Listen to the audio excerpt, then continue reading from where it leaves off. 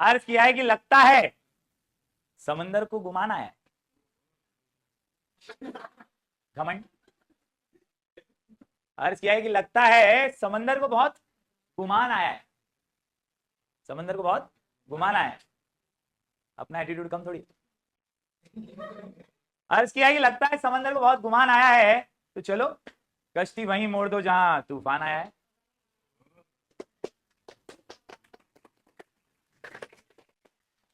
दोस्तों दोस्तों ये जो एटीट्यूड है ये बहुत जरूरी है। इसका कारण है, इसका कारण ये है, इसका कारण ये है कि आज हमें बड़ा चैप्टर पढ़ लेना है। बड़े चैप्टर से डरने का टाइम चला गया। वेटेज वाले चैप्टर की तरफ हमें बढ़ना चाहिए, उसे छोड़ना नहीं चाहिए। तो जहां तूफान आया वहां कश्ती लेके चलो, वो एटीट्यूड के साथ हम आज पढ़ने जा रहे हैं क्लास 12 ओसीएम का chapter number 4, business service, which comes in exam for 20 to 24 marks. 20 से 24 मार्क्स से ये चैप्टर पूरे पेपर पे राज करने वाला चैप्टर है, और इसीलिए आज हम एक साथ इसके 8 इंपॉर्टेंट आंसर पढ़ेंगे। ये 8 इंपॉर्टेंट आंसर्स आपको ओवरव्यू तो देंगे ही चैप्टर का, साथ ही साथ कोई और भी अगर आंसर इस चैप्टर से आता है तो वो लिखने में भी आपको बहुत मदद मिलेगी। तो इस वीडियो को पूरा अंत तक देखिए, इस लेक्चर को पूरा ध्यान से सुनिए, नोट्स बनाते हुए चलिए और बार बार लगातार ये 8 आंसर्स को पढ़िए। आपका ये पूरा चैप्टर कवर हो जाएगा। Business services, the services which provide support to business are termed as business services. वो सर्विसेज जो बिजनेस को फैसिलिटेट करती हैं, बिजनेस को मदद करती हैं, उन्हें हम कहते हैं बिजनेस सर्विसेज। उन्हें हम क्या कहते हैं? Business services. और ऐसी ही अलग अलग सर्विसेज इस चैप्टर में हमने देखी हुई।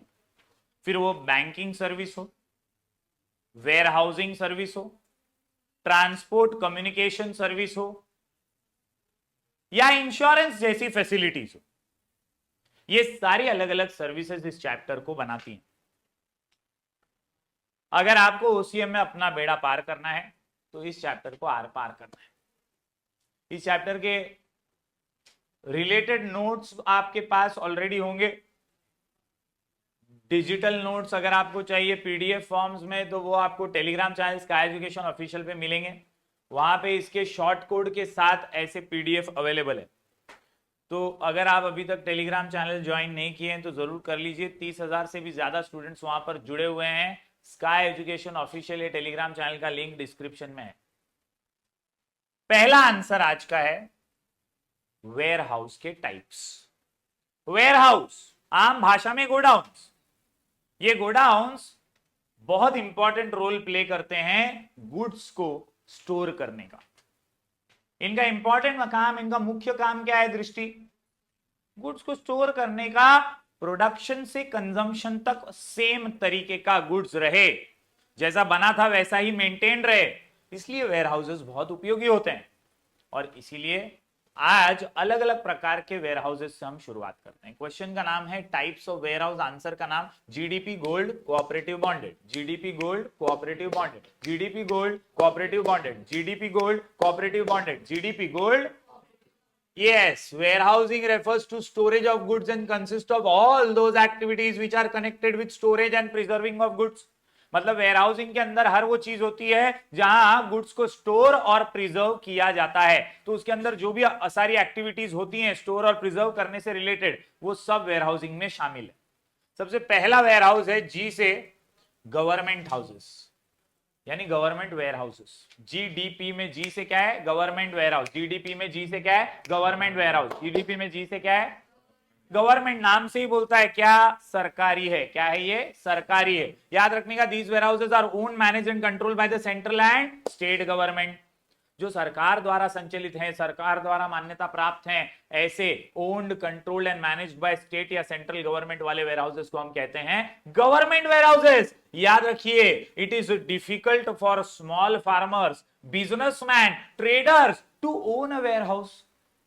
छोटे व्यापारियों को, छोटे किसानों को, गरीबों को अपना खुद का वेयर हाउस करना, बनाना, ये महंगा पड़ता है। और इसीलिए उन्हें जरूरत पड़ती है ऐसे सरकारी वेयर हाउसेस की, जहां पर वो अपना प्रोड्यूस, वो अपना कल्टीवेशन स्टोर करके रख सकें. So these government warehouses assist them in storing their goods at nominal charge. Central Warehousing Corporation of India, State Warehousing Corporation and Food Corporation of India are having warehouses across different states and country. मतलब हमारे राज्य की, हमारे देश के अलग अलग राज्यों में इन अलग अलग सरकारी संस्थाओं के वेयर हाउसेज अवेलेबल है. पहला जी समझा क्या? जीडीपी में जी से गवर्नमेंट वेयर हाउसेस, डी से क्या है? Duty paid warehouse, duty paid warehouse, duty paid ware house.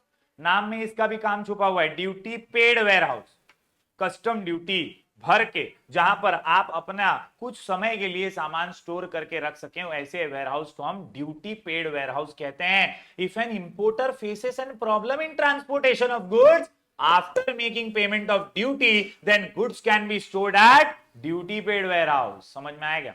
मतलब अभी मेरा माल तो आ गया, पर मैं अभी तुरंत उसको लेके नहीं जा सकता हूं. मैंने कस्टम ड्यूटी व्यूटी भर दिया है, लेकिन अब मेरा टेम्पो आने में लेट हो रहा है, दूसरे दिन आने वाला है, तो तब तक मैं कहां रखूं? तो वहीं एयरपोर्ट के बाहर या अपने पोर्ट्स के बाहर जो वेयर हाउसेज हैं, जहां कस्टम ड्यूटी पे करने के बाद आप स्टोरेज कर सकते हैं गुड्स का, वहीं पे आप कुछ टाइम के लिए गुड्स को स्टोर कर देते हैं. All duty paid warehouses are public warehouses which are available to all importers. सारे इंपोर्टर्स के लिए उपलब्ध होते हैं. Duty paid warehouses help the importer as proper care of goods is taken, processing of goods can be done. जैसे कि sorting यहां की जा सकती है, रीपैकिंग की जाती है. एंटरपोर्ट के काम के लिए भी ऐसे वेयर हाउसेज यूज होते हैं. Such warehouses are more useful for re export of the goods. These are located near port और डॉक एरिया. जी डी समझा क्या? Government warehouse, duty paid warehouse, government warehouse, duty paid warehouse, government warehouse. P से private warehouse, public warehouse, private warehouse, public ware, private warehouse. अरे private warehouse, public warehouse. Private यानी own, manage, controlled by private individuals. Simple है. If the private warehouses are owned and operated by big manufacturers, बड़े manufacturers द्वारा ये संचालित हैं. ज्यादातर ये खुद के लिए ही यूज करते हैं, क्योंकि उनका ऑर्गेनाइजेशन इतना बड़ा होता है, इतना ज्यादा प्रोडक्शन करता है कि उनके गोडाउन ही उनको लगते हैं स्टोर करने के लिए गुड्स को, राइट. तो मैन्युफैक्चरर्स, बड़े बड़े merchants, to fulfil their own storage needs, big business firms which need large storage capacity on a regular basis and who can afford money construct and maintain their private warehouses. से बड़े बड़े अंबानी, टाटा, बिरला, इनके production houses बहुत बड़े level पर production करते हैं. तो जब इतने बड़े स्केल पर इनका प्रोडक्शन हो रहा है, तो समवेयर और the other we have to understand that इनको प्रोडक्शन स्टोर करने के लिए भी जगह की जरूरत पड़ेगी. तो ये लोग खुद का वेयर हाउस बिल्ट भी करते हैं. अ बिग मैन्युफैक्चरर और wholesaler may have a network of his own warehouses in different parts of the country. देश के अलग अलग कोनों में उसका प्रोडक्शन हो रहा होगा, तो ऐसे में उसे अलग अलग जगहों पर भी वेयर हाउसेस की जरूरत पड़ेगी. और वो इसीलिए सब जगह पे दूसरों को पैसा क्यों दे स्टोरेज करने का, खुद ही का वेयर हाउस बनाए और वहां पर स्टोर कर ले. समझा? ये प्राइवेट वेयर हाउस समझा. Public warehouse, public warehouse is a specialised business establishment, yes, that provide storage facility to the general public. क्या याद रखोगे? General public. For a certain charge it may be owned and operated by individual और cooperative society. मतलब कुछ लोगों ने मिलकर या तो ये वेयर हाउस बनाया है लोगों की सहायता के लिए, लोगों की मदद के लिए, फार्मर्स की, पुअर पीपल की, या किसी इंडिविजुअल ने बनाया है बिजनेस पर्पस के लिए, लेकिन ये होता है आम पब्लिक के लिए, जनरल पब्लिक के लिए. बेसिक रूल्स एंड रेगुलेशन के साथ, गवर्नमेंट के रूल्स को फॉलो करते हुए ये वेयर हाउसेस चलाए जाते हैं. Public warehouses provide storage facility to small manufacturers and traders at low cost. Easy है. वापस से बोलता हूं, जीडीपी क्या है आंसर? जीडीपी क्या है आंसर? जीडीपी. जी से गवर्नमेंट वेयर हाउस, डी से duty paid warehouse, P से प्राइवेट, पी से पब्लिक, पी से प्राइवेट, पी से पब्लिक. इतने याद हो रहे क्या everyone? GDP gold, sorry gold नहीं, कोल्ड है. कोल्ड, कोल्ड बोले तो कोल्ड स्टोरेज, नाम में ही काम है. कई पेरिशेबल कमोडिटीज होती है जो जल्दी खराब हो सकती हैं, उसके लिए नॉर्मल गोडाउन की जरूरत नहीं पड़ेगी. उसके लिए आपको यार ठंडे कोल्ड स्टोरेज वेयर हाउसेस की जरूरत पड़ेगी. ऐसे कोल्ड स्टोरेज वेयर हाउसेस का टेम्परेचर अलग होता है, और वहां पर ऐसे फ्रूट्स, वेजिटेबल्स जैसी चीजों को स्टोर किया जा सकता है, और इसीलिए cold storage warehouses provide facilities for perishable commodities like fruits, flowers, vegetables, dairy products etcetera. In cold storage warehouses goods are stored and refrigerated at very low temperatures so as to preserve them and use them in future. अरे समझा क्या? अरे समझा क्या? GDP cold, GDP cold, cold बोले तो cold storage, cold बोले तो कोल्ड स्टोरेज, कोल्ड बोले तो आहा cooperative bonded, cooperative bonded, cooperative bonded, cooperative. GDP cold cooperative bonded, GDP cold cooperative bonded, GDP cold आहा कोऑपरेटिव. कोऑपरेटिव सोसाइटी अपन ने पढ़ा था. कोऑपरेटिव सोसाइटी में सब एक दूसरे को कोऑपरेट करने के लिए, एक दूसरे की सहायता करने के लिए एक साथ आते हैं. ऐसे ही ग्रुप्स का वेयरहाउस है कोऑपरेटिव वेयरहाउस. याद रखिए, these warehouses are owned, managed and controlled by cooperative societies. They mainly provide warehousing facilities to the members at economical rates. These type of warehouses are very useful for छोटा farmers, traders and general public. Easy peasy. आखिरी में bonded warehouse. दोस्तों, bonded warehouses are licensed by government to accept imported goods for storage unit, the payment of custom duty. These warehouses work under the control of custom authorities. जिसका custom duty बाकी है, भरा नहीं अब तक, उसका सामान वहां पे रहेगा. जब वो आके भरेगा तो फिर वो सामान वहां से ले सकता है. याद रखिए, the warehouse keeper is required to give an undertaking और बॉन्ड. इसीलिए इसको बॉन्डेड बोलते हैं कि भाई मेरा सामान तेरे पास पड़ा है, मैं आके कल पैसे दूंगा, छुड़ा लूंगा, सामान का ध्यान रखना. ऐसे वेयरहाउस को बॉन्डेड वेयरहाउस बोलते हैं क्योंकि वहां पे एक बॉन्ड साइन करवाया जाता है that it will not allow the goods to be removed without the custom consent of the custom authorities. जब तक कस्टम अथॉरिटी बताएगी नहीं कि हाँ इसने पावती फाड़ दिया है, इसने पैसा भर दिया है, कस्टम ड्यूटी पे कर दिया है, तब तक उसको सामान को लेके जाने की इजाजत नहीं है. The goods are held in bond and can not be withdrawn without paying the custom duty. If an importer is unable or unwilling to pay custom duty immediately after the arrival of goods, he can store the goods in bonded warehouse. मतलब सामान आ गया लेकिन custom duty भरने का पैसा नहीं है, तो जब तक कस्टम ड्यूटी नहीं भरेगा तब तक बॉन्डेड वेयरहाउस में सामान रखना पड़ेगा. टोटल कितने वेयरहाउसेस है दोस्तों? 7 वेयरहाउस है. GDP cold cooperative bonded, GDP cold cooperative bonded, GDP cold, GDP cold, G से गवर्नमेंट, डी से ड्यूटी पेड वेयरहाउस, पी से प्राइवेट पब्लिक, पी से private public, private public, private public. GDP हो गया. GDP cold, cold बोले तो cold storage, cold बोले तो कोल्ड स्टोरेज, कोल्ड बोले तो कोल्ड स्टोरेज के बाद कोऑपरेटिव और bonded, cooperative warehouse, bonded warehouse. Easy PG है. फटाफट से एक बार रीड करो, जल्दी से रीड करो, फिर लिख लो और फिर आगे बढ़ते जल्दी. और next question from this chapter is functions of warehouse. Business service में पहली सर्विस जो हम पढ़ रहे हैं वो है वेयरहाउस की. वेयरहाउस के टाइप्स अपन ने देख लिए, जीडीपी, कोल्ड, कॉर्पोरेट और बॉन्डेड. अब इन वेयरहाउसेस का काम क्या है, फंक्शन क्या है? आंसर का नाम जीएसटी पर फाइनेंसिंग, जीएसटी पर फाइनेंसिंग, जीएसटी पर फाइनेंसिंग. फंक्शंस ऑफ वेयरहाउस कई बार बोर्ड एग्जाम में आ चुका है. टाइप्स और फंक्शन में से एक आध तो आता है, ऐसा कई लोगों का अनुमान है, और इसीलिए दोनों अगर पढ़ लिया तो वेयरहाउस की सर्विस ही खत्म हो जाएगी और आपको बिजनेस सर्विसेज में से वेयरहाउस वाला पार्ट अच्छे से आ जाएगा. अभी अपन पढ़ने जा रहे फंक्शंस ऑफ वेयरहाउस. वेयरहाउस का काम क्या है? जीएसटी पर फाइनेंसिंग, जीएसटी पर फाइनेंसिंग, जीएसटी पर, जी से ग्रेडिंग एंड पैकिंग. वेयरहाउस के अंदर होता है अलग अलग अलग अलग अलग अलग अलग अलग अलग सामान का बंटवारा, ग्रेडिंग और उसकी packaging. Grading and packaging, grading and packing, packaging एक ही बात है. याद रखिए दोस्तों, जो आपके कमोडिटीज, गुड्स, सर्विसेज गोडाउन में पड़े हैं, उनकी ग्रेडिंग और पैकिंग के जरिए वो कंज्यूमर तक सही हालत में पहुंचते हैं, बहुत अच्छी तरीके से पहुंचते हैं. Warehouses nowadays provide the facilities of packing, processing and grading of goods. Goods can be packed in convenient sizes as per the instructions of the owner. जैसा उसका बॉस, उसका मालिक, जो भी ओनर है वो चाहता है, उस प्रकार से उसकी पैकिंग गोडाउन में कर दी जाती है. Got it everyone? जीएसटी पर फाइनेंसिंग, एस फॉर स्टोरेज. ये तो सबसे इंपॉर्टेंट और कॉमन फंक्शन है वेयरहाउस का. नाम में उसका काम है.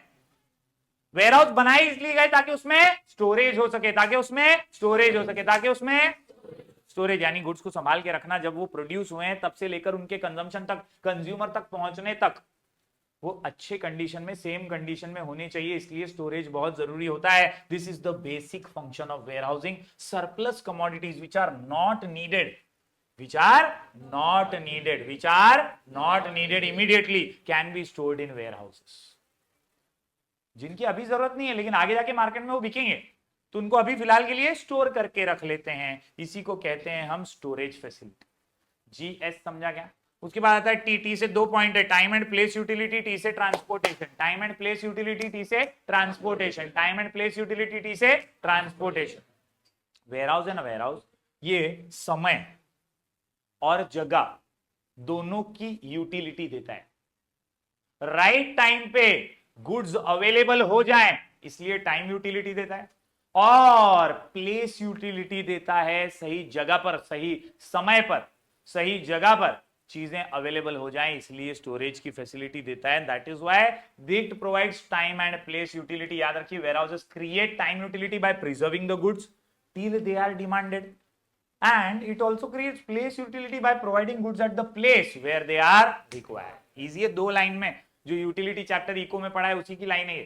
टाइम और प्लेस यूटिलिटी, सही समय पे सही जगह पे, सही समय पे सही जगह पे, सही समय पे सही जगह पे, जब जब डिमांड है तब तब गुड्स अवेलेबल हो जाए, इसी को ध्यान में रखता है वेयरहाउस। जीएसटी में दूसरा टी, ट्रांसपोर्टेशन। याद रखना है, warehouses can provide transportation facility to bulk depositors. जिनका बहुत बल्क में सामान पड़ा हुआ है उन्हें ट्रांसपोर्ट की सर्विस भी वेयरहाउस वाले देते हैं कि चल तेरा सामान पहुंचा भी देंगे। टेम्पो ट्रक की सुविधाएं वहां पर होती हैं। It collects goods from one place of production and also sends goods to the place of delivery on the request of owner, on the request of owner, on the request of owner. GST पर financing. GST समझा क्या? G से क्या था पहला point, grading and packing. S से क्या था, स्टोरेज। टी से कितने T, 2, time and place utility. और आगे बढ़ते हैं दोस्तों, पी से आता है प्राइस स्टेबलाइजेशन। जीएसटी पर फाइनेंसिंग, तो यार पर में पी से क्या है, प्राइस स्टेबलाइजेशन और प्रोसेसिंग। याद रखिए, वेयरहाउसेस के जरिए ना शॉर्टेज नहीं होगी, कमी नहीं महसूस होगी। आपका जो एक्चुअल सप्लाई था वो हो गया, लेकिन गोडाउन में अभी भी पड़ा है ना, तो अचानक से शॉर्टेज कभी नहीं होगी। कोविड के समय सब कुछ बंद हो गया, लेकिन सरकार ने बोला कि अरे टेंशन मत लो, अपने पास 2 साल चलेगा उतना अन्न धान्य का भंडार है। खेती वेती तो सब बंद हो गई थी, सारे चीजें ठप थी, लेकिन पहले से स्टोरेज में इतना सामान पड़ा था कि वो 1.5-2 साल चल गया समवेयर और दी अदर। यही सबसे इंपॉर्टेंट फंक्शन वेयरहाउसेस निभाते हैं, that they create price stability. वरना अचानक से भाव बढ़ जाएंगे, शॉर्टेज हो गया, शॉर्टेज हो गया, चीजें ब्लैक में बिकना शुरू हो जाएंगी, महंगी हो जाएंगी। प्राइस को स्टेबलाइज करने का काम वेयरहाउस करता है, क्योंकि वो गुड्स को अवेलेबल करवाता है ना। And that is why warehouses play an important role in the process of price stabilization. It is achieved by creation of time utility by warehousing. In warehouses, usually large stock of goods is kept. बहुत सारा goods वहां पे store किया जाता है। Whenever there is shortage in the market, goods can be immediately supplied through warehouses. Easy है, यही line जान है इसकी। जब भी कमी हो वेयरहाउस से अप्लाई कर दो, सप्लाई कर दो। Got it? Next, processing. जैसे ग्रेडिंग और पैकिंग है वैसे ही प्रोसेसिंग भी जरूरी है, और वो भी वेयरहाउस ही करवाते हैं। Certain commodities are not consumed in the form they are produced. उसको प्रोसेस होने में टाइम लगता है ना। जैसे कच्चे केलों का वेयरहाउस अलग होता है, और उन कच्चे केलों को वेयरहाउसेस में ही पकाया भी जाता है कई बार, और फिर अपन मार्केट में जो केले देखते हैं, बनानास देखते हैं, वो आपको नजर आते हैं पके हुए, yellow. Certain commodities are not consumed in the form they are produced. Processing is required to make them consumable. जैसे paddy is polished, fruits are ripened, यानी उन्हें पकाया जाता है। आम भी, कच्चे आम होते हैं, उनको पेटियों में रखा जाता है, घास के बीच में रखा जाता है, फिर वो पकते हैं। Sometimes warehouses undertake such activities on behalf of the owners. अरे समझा क्या? 2 P समझे क्या? पहला P क्या था बॉस? Price stabilization. दूसरा क्या है? Processing. Price stabilization, processing. Price stabilization. R से रिस्क बेयरिंग, आर से रिस्क बेयरिंग, आर से रिस्क भी तो उठाया जाता है। जो ओनर है वो भरोसे पे गुड्स वहां पे छोड़ के जा रहा है ना। अभी उसके पास कस्टम ड्यूटी भरने के पैसे नहीं थे, उसने बोला कि नहीं है तेरे पास मैं मेरा कीमती सामान रख के जा रहा हूं, कल मैं आऊंगा ना पैसे लेके तो मेरा सामान ऐसी कंडीशन में होना चाहिए। अब ये रिस्क किसका है? वेयर हाउस वाले का है कि उसको वो सामान वैसा का वैसा रखना है, चोरी से बचाना है, आग से बचाना है, बाढ़ से बचाना है, हर चीज से बचा के रखना है ना। रिस्क बेयरिंग फंक्शन भी करता है। When the goods are stored in warehouses they are exposed to many risk in the form of theft, deterioration, fire, etc. Warehouses are constructed in such a way that they minimize these risks. उनको बनाया ही ऐसा जाता है warehouses को, उनका construction ही कुछ ऐसा रहता है कि यार कहीं ना कहीं इन चीजों से उन्हें बचाया जा सके। A warehouse keeper has to take the reasonable care of the goods and safeguard them against various risks. For any loss or damage sustained by goods, warehouse keeper shall be liable to the owner of the goods. जवाबदारी तो उसकी है ना जो warehouse चला रहा है। तो समवेयर और the other risk bearing function भी वेयरहाउसेस का होता ही है। आखिरी में जीएसटी पर फाइनेंसिंग, जीएसटी पर फाइनेंसिंग, फाइनेंसिंग भी प्रोवाइड करते हैं वेयरहाउस वाले, सभी नहीं लेकिन कुछ वेयरहाउस वाले। Loans can be raised from the warehouse keeper और from financial institution against the goods stored by the owner. मतलब आपने आपका सामान वेयरहाउस में रखा है स्टोर करके, उस स्टोर्ड सामान के ऊपर भी आप लोन वगैरह ले सकते हो कि मेरा इतने करोड़ का माल वहां पे पड़ा है, मेरे को उसके बदले में थोड़ा लोन चाहिए। मॉर्गेज की तरह ही उस सामान के बदले में भी आपको फाइनेंसिंग मिल जाती है और ये भी सुविधाएं उपलब्ध हैं। Goods act as a security कि अगर ये पैसा नहीं दे पाया तो इसका सामान अपना। Goods act as a security for the warehouse keeper or for financial institution. In this manner, warehousing act as a source of finance for the businessman for meeting business operations. समझ में आया क्या?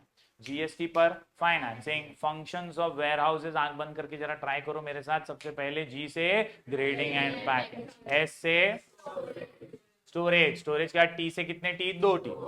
ठीक है, टाइम एंड प्लेस यूटिलिटी, दूसरा है transportation. हाँ, GST पर पी से 2, price stabilization and processing, R से रिस्क बेरिंग, आर से रिस्क बेरिंग, आर से, और आखिर में financing function.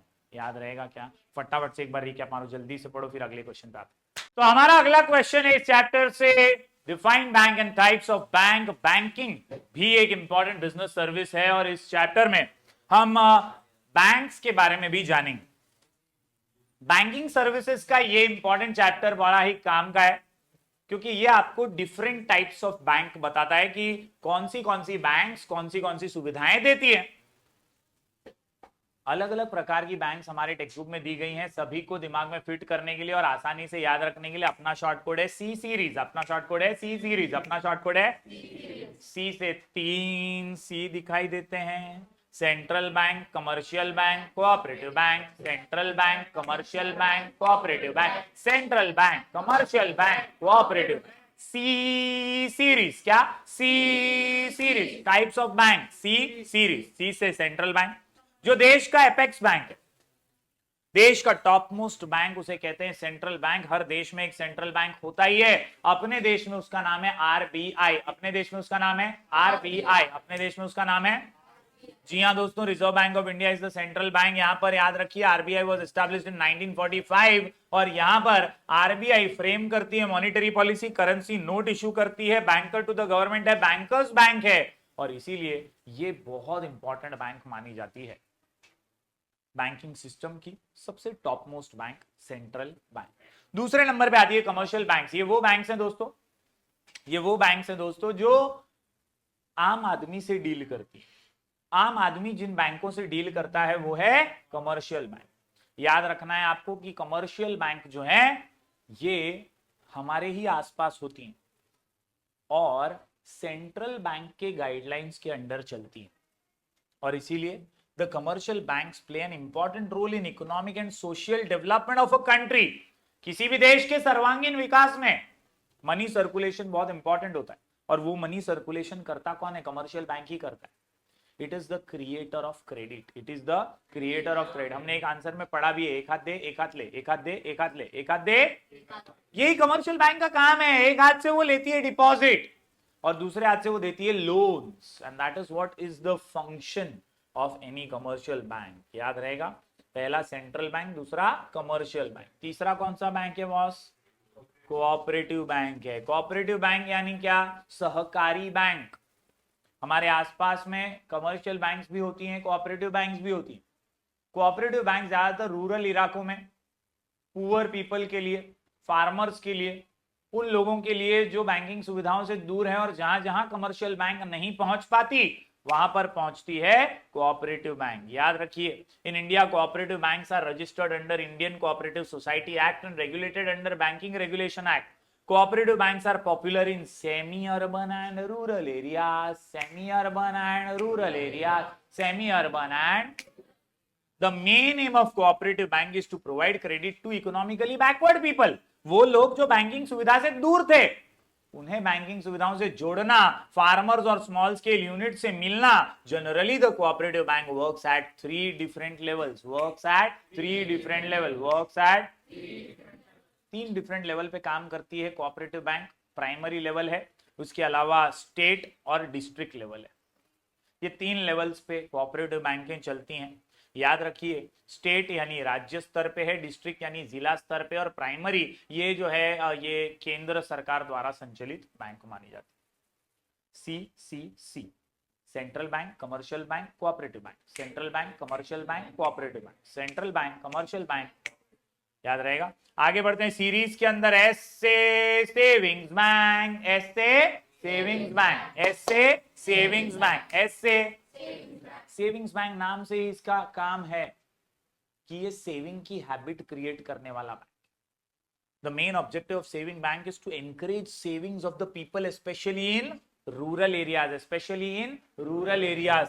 Examples of such banks include postal saving bank, इसके अलावा commercial bank and cooperative bank. तो बेसिकली सेविंग्स बैंक जो होते हैं वो इन्हीं प्रकार के छोटे उद्योग हैं जहां पर गरीब किसान, फार्मर्स सेविंग कर सकें, थोड़ा थोड़ा पैसा बचत कर सकें। आगे बढ़ते हैं दोस्तों। ई से एक्सचेंज बैंक। एक्सचेंज वर्ड आया तो याद रखने का, कौन सा एक्सचेंज? Foreign exchange. कौन सा एक्सचेंज? Foreign exchange. कौन सा exchange? The exchange bank as well as large commercial bank facilitates foreign exchange transactions. जो भी इंपोर्ट एक्सपोर्ट वाले हैं, इंपोर्टर्स एक्सपोर्टर्स, उनका जो पैसा लेन देन होता है वो फॉरेन करेंसी में होता है, और उसके ट्रांजैक्शन स्मूथली कैसे होंगे? थ्रू फॉरेन एक्सचेंज बैंक्स होंगे। Examples of exchange banks are Barclays bank, bank of Tokyo etcetera. Some functions of exchange banks are financing foreign trade transaction, issue of letter of credit, discounting of bills of exchange etcetera. देखो यहां पर अपन ने और simple 2 types पढ़ लिए, saving bank और exchange bank. Saving banks और इसके अलावा दोस्तों आर से आता है रीजनल रूरल बैंक। क्या है? Regional rural bank. क्या है? नाम में ही वंस अगेन काम छुपा हुआ है ना। It is in specific region and in rural areas. Regional rural bank, जहां पर कमर्शियल बैंक्स नहीं पहुंच सकती, वहां के गरीब किसानों के लिए, स्मॉल और मार्जिनल फार्मर्स के लिए, रूरल पुअर के लिए, आर्टिसंस के लिए जो बैंक बनाई जाती है उसे रीजनल रूरल बैंक्स कहते हैं। सेंट्रल गवर्नमेंट का 50% पैसा लगा हुआ है इसमें, स्टेट गवर्नमेंट का 15% और बाकी स्पॉन्सर्ड बैंक्स द्वारा 35% इसमें शेयर दिया जाता है। तो मिलजुल के ये मदद करने के लिए बैंक बनाई गई है ताकि आम पब्लिक तक पैसा पहुंच सके। RRBs mobilize deposit primarily from rural and semi-urban areas and provide loans and advances mostly to small and marginal farmers, agricultural laborers and rural artisans. अरे समझा? उसके बाद आते हैं आई से इंडस्ट्रियल डेवलपमेंट बैंक। देखो नाम में ही काम है, काय की बैंक है ये? इंडस्ट्रीज को डेवलप करने के लिए लोन्स देने वाली bank, industrial development banks. Example बहुत सारे हैं यहाँ पे। IFCI state finance corporation, Maharashtra state corporation. इसके अलावा सम फंक्शंस इसके अगर देखे तो ये medium long term funds provide करती है to business units for the purpose of expansion and modernization. यानी इंडस्ट्रीज को डेवलप करने के लिए, मॉडर्नाइज और एक्सपेंशन के लिए इंडस्ट्रियल डेवलपमेंट बैंक क्या करती है? लोन्स प्रोवाइड करती है। कुछ 5 सालों के लिए, कुछ 5 साल के ज्यादा के पीरियड के लिए लोन्स प्रोवाइड करने का काम ये बैंक करती है। Industrial development bank. वापस यहाँ एस से क्या था? सेविंग्स बैंक, फिर आई से इंडस्ट्रियल डेवलपमेंट बैंक और ई से एक्सचेंज बैंक। SEI समझा क्या? SEI समझा क्या? R से अपन ने देखा रीजनल रूरल बैंक, याद रहेगा पक्का। SERI समझ रहे हैं, सेविंग्स बैंक। इसके बाद regional rural bank, exchange bank, और अभी अपन ने देखा इंडस्ट्रियल डेवलपमेंट। Easy PG. चलो आगे बढ़ते हैं दोस्तों। I से इन्वेस्टमेंट बैंक और S से स्पेशलाइज्ड बैंक। इन्वेस्टमेंट, बहुत सारे बड़े बड़े उद्योगपतियों को, एंटरप्रेन्योर्स को इन्वेस्टमेंट का गाइडेंस प्रोवाइड करने वाली बैंक होती है इन्वेस्टमेंट बैंक। ये एडवाइजरी कमेटी की तरह काम करती है। ये आइडल पड़े हुए सेविंग्स को कैसे इन्वेस्टमेंट में कन्वर्ट करना है वो देखती है, और इसीलिए these banks provide financial and advisory assistance to their customers. Their clients generally include business firms and government organizations. Investment banks facilitate mergers and acquisitions by undertaking research and providing advice on investment decisions. Advice provide करता है कि कहां invest करने से पैसा grow होगा, कैसे पैसा बढ़ेगा, कैसे बिजनेस बढ़ेगा, तो एडवाइज करते हैं इन्वेस्टमेंट डिसीजंस में। Generally invest banks do not directly deal with the general public, it only deals with big investors. Understood? Then specialized banks. Specialized banks में आपको सिडबी नाबार्ड याद रखना है, एक्सिम बैंक याद रखना है। SIDBI NABARD EXIM bank, SIDBI NABARD EXIM bank. Specialized का मतलब क्या होता है कि वो किसी चीज के लिए बनाई गई है। जैसे नाबार्ड एग्रीकल्चरल रूरल डेवलपमेंट के लिए, SIDBI small industrial development bank. उनका मकसद क्लियर है, वो सिर्फ उसी काम के लिए लोन्स प्रोवाइड करेंगी रूरल एरियाज में, गरीबों को, फार्मर्स को, रूरल आर्टिसंस को। तो सिडबी का याद क्या रखने का? स्मॉल इंडस्ट्रीज डेवलपमेंट बैंक है वो, छोटे उद्योगों के लिए, माइक्रो स्मॉल मीडियम एंटरप्राइजेस के लिए। और यहाँ पे national bank for agriculture and rural development, agriculture और गांव के डेवलपमेंट के लिए, नाम में ही दिया हुआ है। समझ रहे हैं? सिडबी नाबार्ड अपन ने बहुत बार पढ़ा भी है पहले, तो उसके फीचर्स लिखने आपको, वो स्पेशली किसके लिए? एग्रीकल्चर और रूरल डेवलपमेंट के लिए, बराबर। और आखिर में एक्सिम बैंक है। एक्सिम बैंक का के लिए एक्सपोर्ट और इंपोर्ट के लिए। तो जो भी एक्सपोर्ट और इंपोर्ट की सब्सिडीज है, उससे रिलेटेड काम है फॉरेन करेंसी का, तो वो एक्सपोर्ट इंपोर्ट का काम एक्सिम बैंक संभालती है। पूरा आंसर समझ में आ रहा है क्या everyone? Once again I repeat, C series types of bank, C series types of bank, C series। C से कितने C थे भाई? 3। Central commercial cooperative, central commercial. S से सेविंग्स बैंक, R से रीजनल रूरल बैंक, E से exchange bank, I से industrial development bank. याद आ रहा है क्या? दूसरा आई इन्वेस्टमेंट बैंक, पक्का समझा? S से स्पेशलाइज्ड बैंक। स्पेशलाइज्ड में कितने? 3, एक्सिम बैंक, सिडबी और नाबार्ड। एक्सिम बैंक, सिडबी और नाबार्ड। इतना क्लियर है? एक बार गो थ्रू करो हर पैराग्राफ, एक एक बार रीड करो और लिख लो फटाक से कीवर्ड, जल्दी कम ऑन। चलिए फटाफट से अगला आंसर करते हैं दोस्तों, चौथे चैप्टर का मजेदार आंसर। आंसर का नाम म्यूजिक।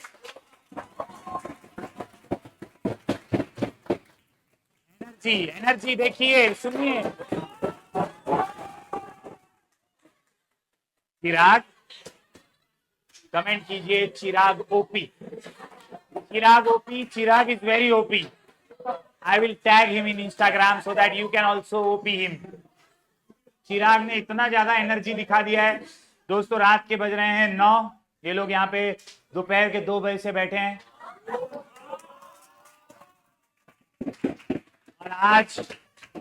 और आज ये बता रहे हैं कि हम जज्बे से भरे हुए हैं और बोर्ड एग्जाम क्रैक कर देंगे। हालांकि मन ही मन में जानता हूं आप लोग मुझे गालियां दे रहे हैं।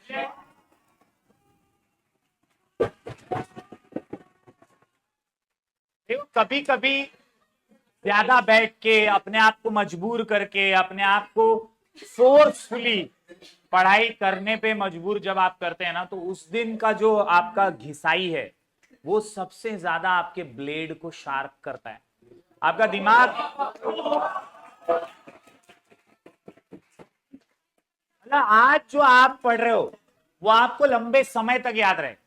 और इसीलिए अपना अगला answer, what is insurance and principles of insurance. Answer का नाम म्यूजिक। आंसर का नाम म्यूजिक। आंसर का नाम, आंसर का नाम। हाँ दोस्तों, सुजल जी का सर दर्द करने लगे, उससे पहले फटाफट से देखो, यहाँ पे मैं सिर्फ आपको प्रिंसिपल्स बाय हार्ट करा रहा हूँ। शॉर्ट कोड है म्यूजिक। एक एक प्रिंसिपल बहुत इंपॉर्टेंट है, आप डिटेल वीडियो भी देख सकते हैं, लेकिन ये म्यूजिक क्या है वो पहले समझ लो, उसके बाद आपको एक्सप्लेनेशन की ज्यादा जरूरत नहीं पड़ेगी। एम से मिटिगेशन ऑफ लॉस। एम से क्या है?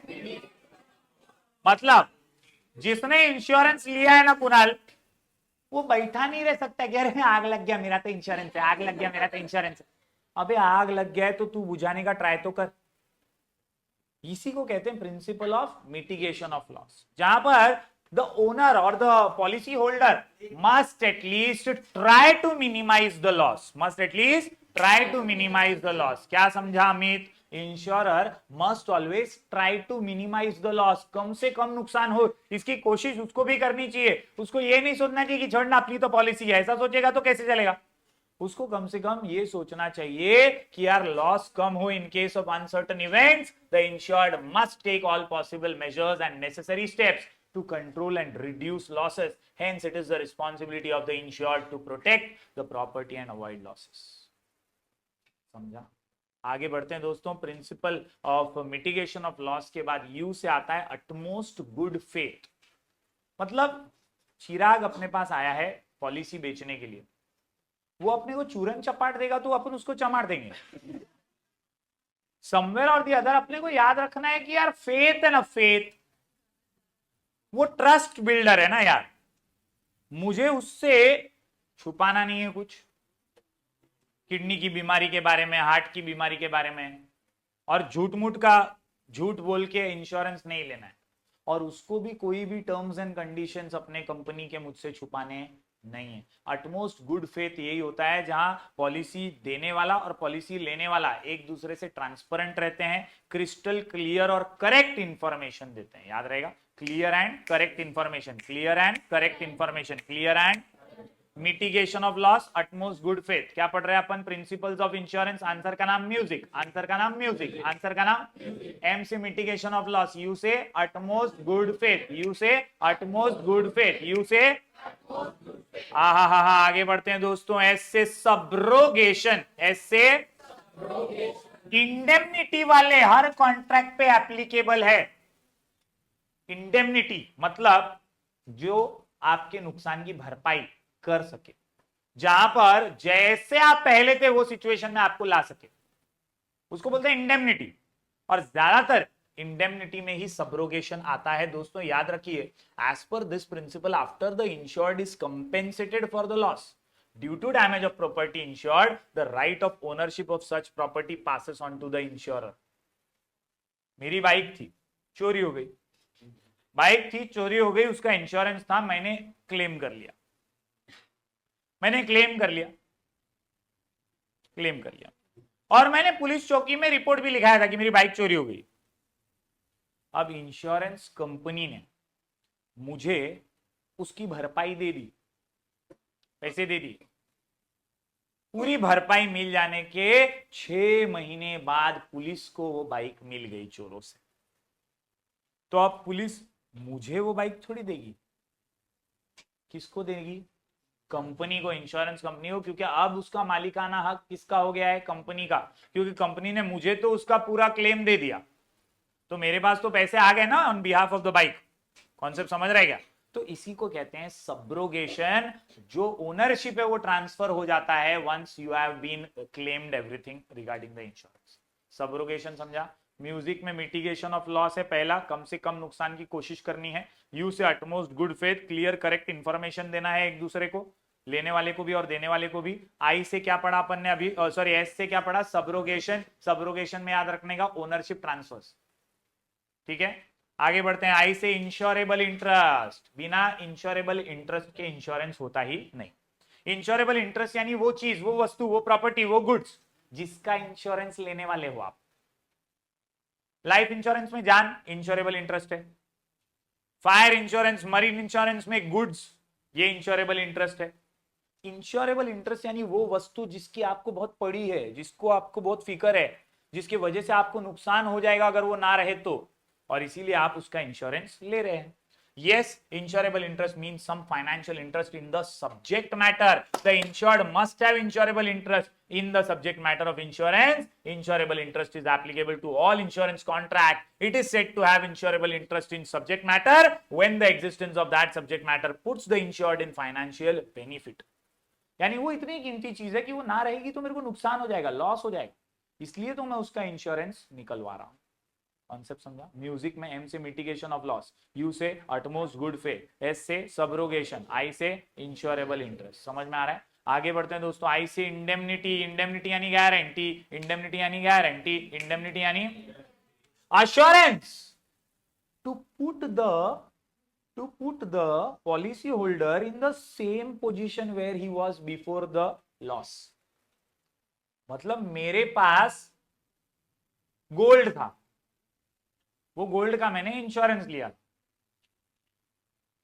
कोई एक्सीडेंट की वजह से, कोई बैड इवेंट की वजह से वो गोल्ड चला गया, इंश्योरेंस कंपनी ने मुझे इतना पैसा दिया कि मैं वापस से सेम पोजीशन में आ गया जैसा मेरे पास गोल्ड था तब। This is called as simple सा इंडेमनिटी। इंडेमनिटी एक वचन है, एक गारंटी है, एक अश्योरेंस है कि तेरा सिचुएशन जैसा पहले था वैसा ही वापस हम कर देंगे तेरी भरपाई करके। Understood? That is called as indemnity. This principle is applicable to fire, marine and general insurance only. Life insurance पे ये एप्लीकेबल, कोई मर गया तो उसको वापस थोड़ी हमराज से लेके आएगा कंपनी वाला, नहीं ला सकता है ना, वो उसकी इंडेमनिटी नहीं है। इंडेमनिटी सिर्फ गुड्स पे है, इसीलिए फायर, मरीन और जनरल इंश्योरेंस पे ये एप्लीकेबल है। It is not applicable to life insurance. समझे क्या एवरीवन? पक्का? सी से कंट्रीब्यूशन, सी से क्या है? कंट्रीब्यूशन। सी से क्या है? थोड़ा तू थोड़ा मैं। कंट्रीब्यूशन यानी वही अपन जो पार्टियों से पहले जमा करते हो आपस में, कॉन्ट्रो, वही कॉन्ट्रो है। कई केसेस में ऐसा भी होता है कि गुड्स का अमाउंट बहुत ज्यादा होता है, अब एक ही कंपनी से उतना ज्यादा इंश्योरेंस नहीं मिल रहा है, तो इंश्योरेंस लेने वाला क्या करता है? दो कंपनियों को अप्रोच करता है, थोड़ा थोड़ा थोड़ा थोड़ा, एक से और थोड़ा दूसरे से, ऐसा इंश्योरेंस निकलवाता है। अब जब नुकसान होता है ना बॉस, तो किसी एक कंपनी से थोड़ी पूरा पैसा मिलेगा, थोड़ा पैसा ए कंपनी देगी और थोड़ा पैसा बी कंपनी देगी। They will contribute according to the amount of insurance taken by the insurer from their company. अगर एक से 60% अमाउंट लिया है, एक से 40% लिया है, तो ये 60% का क्लेम देगा, भरपाई देगा, और ये 40% का भरपाई देगा। That is called as principle of contribution. That is called as principle of contribution. Music समझ में आ रहा है क्या एवरीवन? एक और सी यहां पर अपने को देखने मिलेगा। कॉजा प्रॉक्सिमा किधर गया? अच्छा ये रहा, principle of कॉजा Proxima. कॉजा Proxima, कॉजा Proxima. Immediate cause क्या है वो चेक करना बोले तो कॉजा प्रॉक्सिमा। क्या हुआ? चोर लुटेरे आए, चोर लुटेरे। कुणाल, चोर लुटेरे आए, कुणाल बेटा, चोर लुटेरे घर में आ गए चिराग के। वो लोग ने रात को सब चोरी कर डाली, सब कुछ, और मस्त पॉपकॉर्न खाते खाते वापस जा रहे थे कि अचानक एक ने बोला कि अरे चोरी तो करके जा ही रहे, साला जला भी डालते, कुछ छोड़ेंगे नहीं। और वो लोग ने जाते जाते क्या किया? पूरे घर को आग भी लगा डाला। अब चिराग ने बोला इंश्योरेंस है ना अपने पास इतना बड़ा पेटी अपने हाथ तो है। जब इंश्योरेंस कंपनी के पास गया तो इंश्योरेंस कंपनी ने बोला देख भाई, तेरे पास इंश्योरेंस तो है, मानते हम लोग, मानते, लेकिन तेरे को खाली सामान जो चोरी हुआ है उसका भरपाई मिलेगा, घर जलने का थोड़ी। ते फायर इंश्योरेंस लिया, तूने फायर इंश्योरेंस तो लिया ही, तो तेरे को वो कॉज का कोई भी क्लेम मिलेगा। अरे समझा क्या बॉस? कॉजा प्रॉक्सिमा का मतलब क्या है? Principle of कॉजा Proxima means when a loss is caused by more than one cause, then proximate cause of loss should be taken into consideration to decide the liability of the insurer. The property is insured against some causes and not against all causes. In such case, the proximate cause of loss is to be found. यानी actual cause क्या है वो find किया जाएगा. If the proximate cause is the one which is insured against, the insurance company is bound to pay compensation and vice versa. मतलब अगर वो चीज का तुमने फायर का लिया होता तो कंपनी तुमको उसकी भी भरपाई देती, लेकिन अगर तुमने उसका इंश्योरेंस ही नहीं लिया है तो कंपनी सिर्फ आपको उसी का भरपाई देगी जिसका इंश्योरेंस पॉलिसी आपने लिया है. म्यूजिक समझा क्या? वंस अगेन आंख बंद करके ट्राई करते फटाफट से. क्वेश्चन का नाम है प्रिंसिपल्स ऑफ इंश्योरेंस. पहला एम से मिटिगेशन ऑफ लॉस, यू से अटमोस्ट गुड फेथ, एस से सब्रोगेशन, आई से इंश्योरेबल इंटरेस्ट और इंडेमनिटी, सी से कंट्रीब्यूशन और कॉजा प्रॉक्सिमा. कंट्रीब्यूशन और लिख के प्रैक्टिस करना है दोस्तों. बिना लिखे आपको सिर्फ पॉइंटर्स याद रह जाएंगे, आगे का पार्ट और पीछे का सपाट हो जाएगा. You have to write and practice. हर पॉइंट में कम से कम 3 सेंटेंस लिखने की प्रैक्टिस करो. काम फिट, मामला हिट और एग्जाम सुपर हिट हो जाएगा. मिलेंगे फिर एक बार कुछ और नए वीडियोस के साथ. तब तक के लिए डू लाइक.